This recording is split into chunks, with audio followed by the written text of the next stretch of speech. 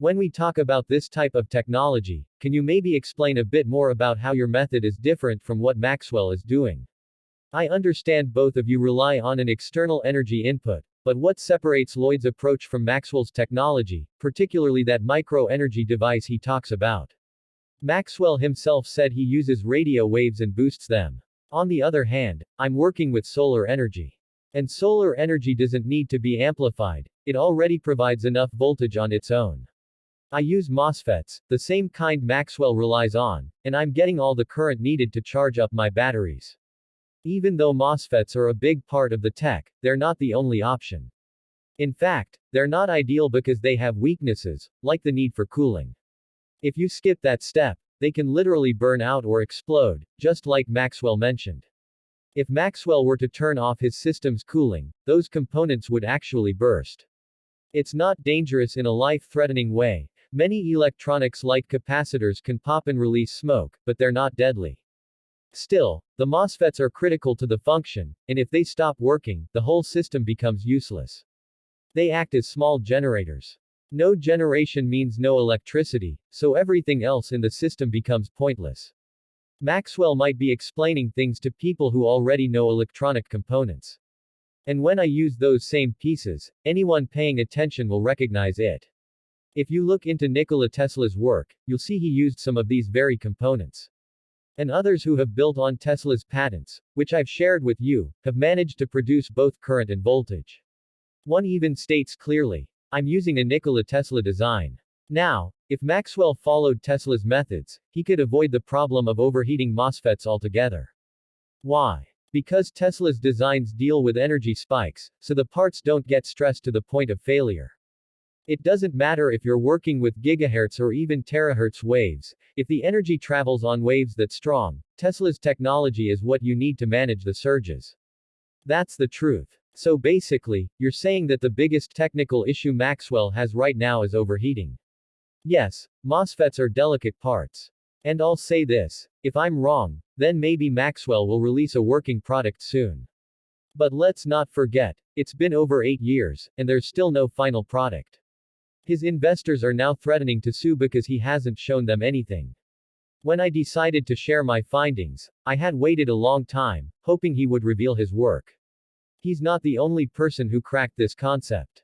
But eventually, I decided to step forward and just explain the secret. Because by now, we're using newer, more advanced technologies. Amplifying radio waves. That's old news. It's more than 100 years old. Tesla was the pioneer in converting radio waves into usable power. He even patented his techniques. But he also came up with answers we failed to recognize at the time. Back then, people added snubber circuits to their systems to reduce transient energy, those sharp bursts of current that damage other parts. If you followed Tesla's patent designs, you wouldn't need to worry about that issue. So you're suggesting that Maxwell really just needs to revisit Tesla's old work to fix what he's struggling with. Exactly. But if he refuses to admit that Tesla's ideas are relevant to his system, then his followers and investors might be waiting another 8 years to see anything real. He has to learn from people who solved these problems long ago. Tesla figured out how to collect radio waves and use them to power bulbs and other appliances. You need to understand, even building a crystal radio lets us tap into electricity, enough to power LEDs or light bulbs. The principle is the same, gathering radio waves and turning them into usable power. In your last video, you mentioned that you've been doing this work for over 30 years. A lot of people in the comments were asking, if you've really been working on this that long, where is the proof? Where's the solid evidence? That's why I posted that video. If people don't know me, why would they assume I've done nothing? That's exactly why I showed my setup on my channel. People claimed I hadn't done this, and I'm like, my whole home has been running on this tech for over 8 years. So really, people need to get to know my work before saying I never revealed anything. I did share it. But here's the catch. I'm in the US, and in America, they do everything they can to hide this kind of tech from reaching other countries. I'm still facing these challenges. When I moved abroad, they started cutting off my phone. Suddenly, they're saying, we don't send this tech overseas. There are even news reports, like how Russia isn't allowed to access AI technologies. These kinds of bans happen all the time. The US doesn't want other countries to benefit from the knowledge we already have here. And that ties into this whole idea of suppression of free energy. Maxwell keeps saying that security concerns are the reason he can't release or distribute his product widely. Do you think that's true? Here's what I think. If the security threats he claims are so serious, then why am I not facing the same ones? I'm putting this information out there, giving it away for free. The truth is, he's mostly focused on profit.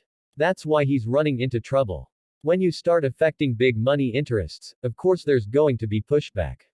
Especially if you're claiming to sell a product, directing people to your website, and then there's nothing there. Then you invite folks to view your invention, but don't let them test it. And after that, you leave the country, leaving those people stranded. Now they're upset, and they're telling the world what really happened. That's not professional. Meanwhile, I'm saying to people, come and try my stuff. I don't have to convince you with promises. I'll let you try it. Sure, I sell my system, but I also let you test it so you can be sure it's real. That's the difference between me and him. You'll see with your own eyes that I'm not trying to trick anyone. Yet who gets the money? He does. I'm not bitter about that, I don't mind. But keep this in mind, I'm the one showing how everything works. People went to Maxwell, and he didn't show them anything. So don't complain later when you had someone else ready to give you all the answers, show you the real working unit, and you ignored them. Some people online were defending him though. They said, it's not a scam, lots of companies take pre-orders. Do you think it's just a case of delayed delivery? Let me ask you something. If I sell you a product and take your money, and then 8 years go by with nothing, how long are you willing to wait? Just tell me. That's my point. Let's say it was a pre-order, sure. But are you okay waiting 8 years? That's not normal. This case with Maxwell is unusual. I even asked him about it, and he claims that it's all social media stirring things up, spreading lies to ruin his reputation. Which brings us back to the topic of whether free energy is being blocked by major industries like oil.